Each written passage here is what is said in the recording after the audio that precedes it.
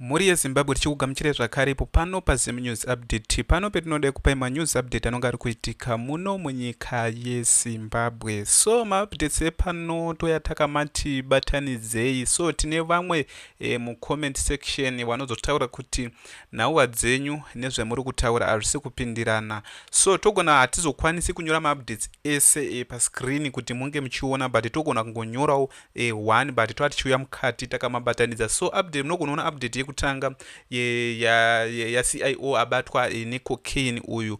Then takuisa futi update yava magaya, takuisa futi update iri kunetsa ya 2030 yakwira mutarara mhuri yeZimbabwe. So unogona kuona update tinenge tisina kunyora woti kwanzi tiri kunyora wrong information. So tiri kutenda kune vari kutsigira ino channel, tiri kuona masubscribers ari kukwira zuva nezuva. Tinofanira kuzvitenda mhuri yeZimbabwe. Tisati tatanga kuwerenga nhauwa yasina uyu, kune nhauwa yaProfit Magaya yabuda. Ndira kuti muzvinzwire pano. Tichaenda kunhauwa ya 2030 iri kubepa nhau reZim ai yabuda mhuri yeZimbabwe. Tira kuona ndiye musikana uyu anonga ari kunzi akarepwa naProfit Magaya rekezedinzi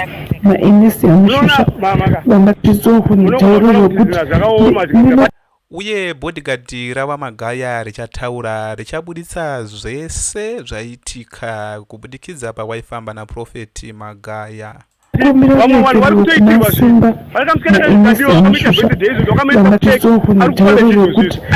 ndinokumbira ruregerero kuna Simba nainesi amushusha vangatsokunitaura zvokuti ndinokumbira ruregerero kuna Simba. Musikana wemuri kuona pa uyu ari kukumbira ruregerero kuna Simba Chikanza anova ari journalist wekuZim ai wrong information yavaipa because dzakazobuda achikumbira ruregerero achiti ndaifurirwa nana Victoria Mazvidza nevamwe nevanhu vakasiyana siyana. Tira kuti tinzwe bodyguard rava Magaya richitaura. Ona mamaka munogona kutaura kuti zvinhu zvakaoma zvikaita, but vamwe vanhu vari kutoitirwa zvinhu. Vakamusikana kazvitadiwa vakamuita birthday izvo vakamuendesa kutech ari kucollege izvo zvizvo. I know everything, I've got all the detail rese. But inini wakukana munhu aibudisa munyatwa. Munhu aibudisa munyatwa ndo wakuita rafu. Wakaita kuti uya neloya tinyorane pasi ndikupe zvinhu zvako. So wakatara pamberi peloya langu kuti zvishwa I'm owing him a lot. And I'm going to give him. But because there's nothing which is coming up. Why so evil? Saka inini zvanda akufonera ndikuudze mama kuti zvanda akuitawo inini ka. Zuva ranhasi rikadoka chatambudza asati auya kune loya rangu kuti ataura tipedze nyaya iyi. Kana kunyorana pasi tonyorana pasi wondipa zvawanondipa zvinhu zvacho vachindipa gradually sematauro wakaita. Inini ndakutongoita zvimwe zvese zvakutongoitika publicly. I'm going to have a press conference. I've got nothing to lose. Ndakanda kafa kudhara endo agara kutsvaga kuti ndiuraye. I've heard everything. Wakauraya ndiwawo not inini haumbofanikwanisa.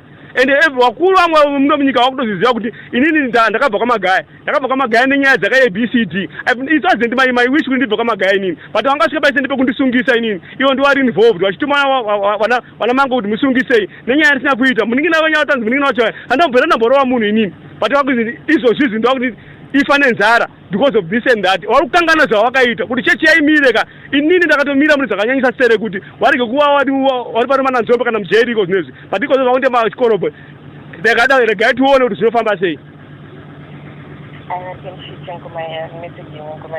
Haiwa mama inini mama kana mukandiwenga ndiwenge zvenyu, but handina kana problem nenyu, handina kana problem nemi kana zvachose. Ndakaudza wakabhega kwandiri kuti Jimmy unonzwawo sei kana ukaona junior yakutambudzika. Alright, ndinonzwa kurwadziwa, but junior iko zvinonzi is surviving better than my kids.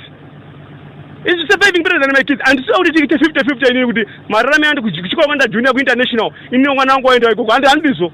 Muri mwana wangu anofanira kurarama a normal life. Anditi ikozo ndiri kutoshaya kunoita zvinhu chamare rent 9 years ndichishandira munhu inini ndichimubudisa munyatwa. Nhasi is forgetting about that. Wachinyangana navanhu wavo wasikana kuti I've got a list of ladies wakabvisa nhumbu vanasera maruta vainzwa wakabvisa nhumbu maoko mangu ine namaichwero. I know everything about whatever happened, but izvo zvizwa wakutoita pange inini handichaziva. Wana uyanditamba nashamira musikana wekuIT uya wana nyari ndiwo vakatanga kurara muimba yenyu kuMount Pleasant, but I know everything about that. Muri kuNigeria I mean, but I've never even disclosed it. I'm very close to you, but I've never disclosed anything. But now it's time to burst. It's better kuti mimi muziwe iwo nyika yese kana world yese iziwe kuti ndozvinhu zvachiitika.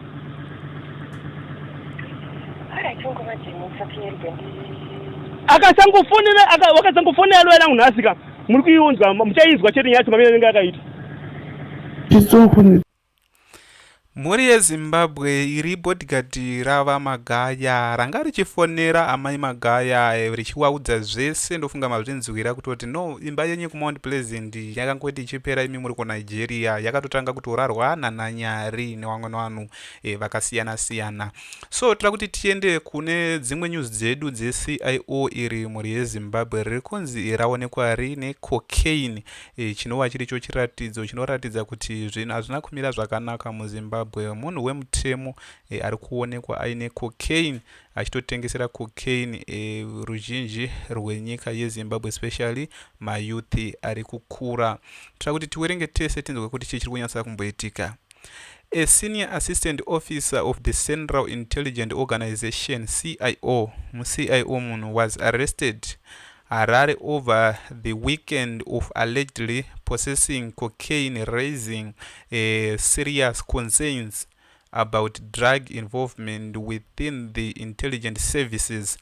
Muri yezimbabwe macocaine ari kunzi akabatwa nawo, masacheti emacocaine ari kunzi akabatwa nawo akatrepwa nemamwe mapurisa. I hope pane munhu akafumura dhiri racho iroro, because ukaona kusvika pakutrepwa pane munhu anenge atofumura dhiri racho iroro, uye kana vakutrepwa unetsekani kuti vange vachikubata. Muri yezimbabwe tiri kuona kuti murume uyu zita rake ainzi Francis Gerald Mugoni, anga ine 34 years. Muri yezimbabwe tiri kuona kuti apila in Harare Magistrate Court on Saturday facing charges of illegal possession of 24.95 grams of cocaine valued at approximately ndofunga riri kunzi mhuri yesimba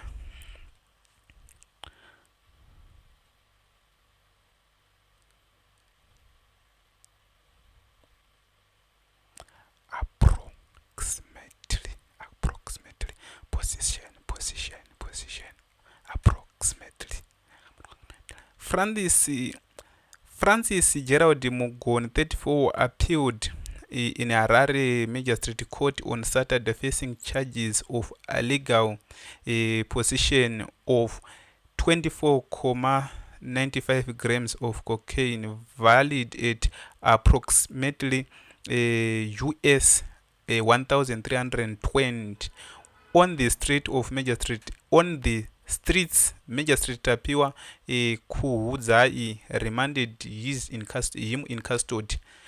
Ndo mamirira zvakaita mhuri yezimbabwe zvina zvinotombomirirawo zvakanaka. According to prosecutors on 29 at around 3 p.m. CID drugs and narcotics received information that Mugoni was allegedly dealing cocaine. And atodzidzwa kuti information chete wande kwatoreceive because wakaona kusvika pakutsvagwa inonge itori information inonge yatoleleka muri yezimbabwe. So ndo mamirira zvakaita kunonzi pakati wakareceive information that Mugoni was allegedly dealing cocaine in and around Kensington shopping center. Zvemadrugs hazvitombodi kutomboitira mashopping center because panenge pakatoshata cheche. Ndofunga muri kuona the following day at around 10 p.m. detective conducted the surveillance. Wakabva wakonda rakaratwa dhiri papasina dhiri because wakaona kutoconducta masurveillance, vanhu vagara vachitenga kouri vaya ndo vanoenda newe kouri, then wokubatwa vanhu vagara vachitengesera vaya wongobatwa zvinyore zvisina kana chii nachii. Surveillance in area Mugoni was known frequently. He was reportedly seen exiting a black Nissan X-Trail at the intersection of Connaught in Argo Roads in Avondale. Muri yezimbabwe ndofunga ndikuona zvinhu zvasinotombomira zvakanaka. When approached and news dzikaidzi muri yezimbabwe panga pasitomborina kana chitsotsi chekuti angamhanya achienda kupi, apa pasitomborina kana. When approached and asked to submit to a search, Mugoni allegedly fled west along Argo Road, prompting a chase by detective. He was eventually apprehended on Candy Avenue, Avondale, where a search reportedly uncovered a transparent plastic sachet containing a white powder suspected to be a cocaine. Mugoni was taken by ZRP, but Mugoni was taken to ZRP Harare Central, where field test confirmed that it's cocaine yanga inayo mhuri yeZimbabwe. Chinova chiri icho chiratidzo chisina kunaka. Toda kuenda kuZim Live tinzwe nyaya dza2030 kuti dziri kunyasa kumbofamba sei mhuri yeZimbabwe. Nhahwa dza2030 yadaiwo kunetsa. Muno munyika yeZimbabwe President Emmerson Mnangagwa vari kuramba vachimanikidzira vanhu zvinhu zvisikadiwe neruzhinji rwenyika yeZimbabwe. Ndofunga muri kuona opinion 2030 were falling for a Zanu PF distraction again by Gifford. Ndofunga muri kuona mhuri yeZimbabwe. Regedzai tipinde munhahwa dzacho zvizere tinzwe kuti chii chiri kunyasa kumboitika nenhahwa ya2030 yadai kunetsa muno munyika yeZimbabwe. Muri kuona musoro wenhau uri kuti 2030 were falling for a Zanu PF distraction again, popaiswa question mark muri yeZimbabwe. Kuona kuti President Emmerson Mnangagwa vari kuramba vachimanikidzira zvino. In Zimbabwe, political landscape history has a way to repeating itself, especially when it comes to Zanu PF mastery of political distraction and perception management. As debates intensify around the so-called 2030 agenda, which alleged seek to extend President Emmerson Mnangagwa's stay in power from 2028 ndozvekutaura about to 2030 muri yeZimbabwe. One is compelled to ask, are we once again falling for a well-orchestrated political divisions? Madivisions akatobowapo kudhara, patone madivisions akatonyanya, because madivisions ekutodzana vanhu vangunaona kuti kubudirana pachena zvekutoti hawasikudzana mazita but notoona kuti nhingi ndiye ari kudini, ndiye ari kutaurwa apa. In 2011 when the opposition was at its most confident and the government of national unity GNU had somewhat stabilized the economy. Opposition yakambostabilize economy apa zvakada chizivikana zvirimo muhistory zvimuri yeZimbabwe.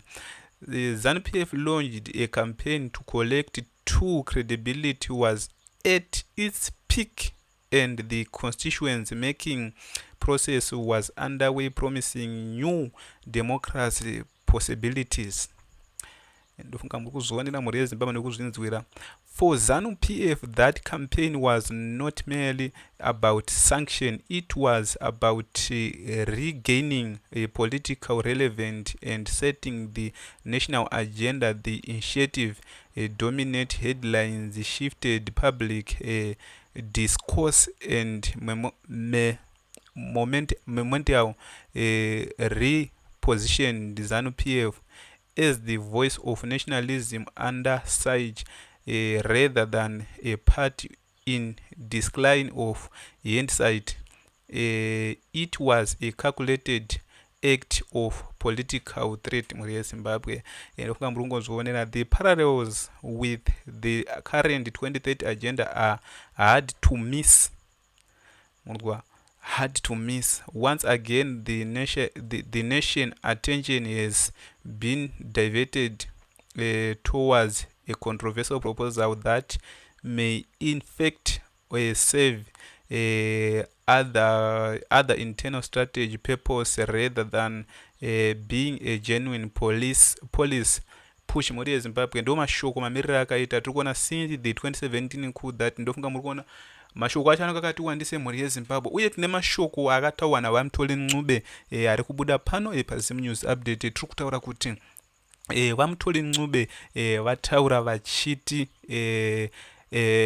pane yainzi Mono Mutapa hotel ichangava iri accommodation yema MPs pavanobva zvavo kuparliament kana vada kurelaxa vanomborelaxa imomo mhuri yeZimbabwe. Ndo mashoko ari kubuda sezvo zvavari kuzama kuda kufadza maMPs ese kuti panonyorwa referendum vange vachipasa 2030 yapos kune mamwe maMPs vasiri kusimbisa 2030. Hazvirewe kuti munhu wese ari mubato reZanu PF anongoda kuti zvinhu zvese zvinge zvakaoma. Kuna vamwe vanhu vanonga vachitokurudzirawo zvinhu zvakatonaka. Even tisimbotaura maMP watori muZanu PF mubato chaimu vanonga kutoti vanonga kunyatsotoona kuti zvinhu zviri kuitwa papa mismanagement ndezvekupenga zvinhu zviri kuitwa, but ivo vanenge vari kuzama nepavanogona napo kuti vange vachigadzirisa nyaya dzakafanana neidzodzo. So ndonhau dzatanga takakubatirai pano paZim News Update, pano petinodai kupai manews update anonga ari kuitika muno munyika yeZimbabwe. Ngatisangane munews dzinotevera.